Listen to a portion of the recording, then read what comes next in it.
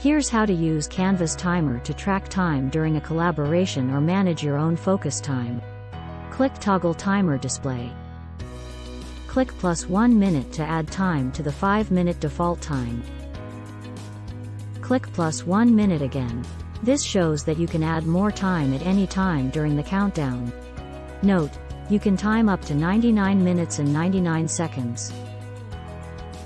You can edit the minutes by typing, too. Click Edit Minutes.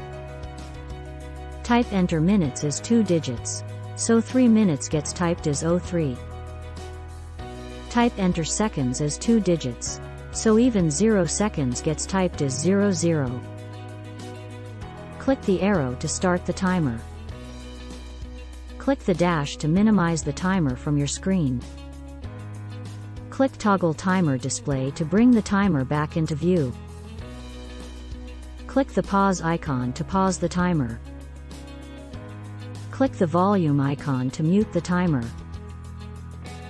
Click on the timer again to make the mute, unmute icon and the minimize dash icon reappear. To restart the timer, click the reset timer icon. That's it, you're done.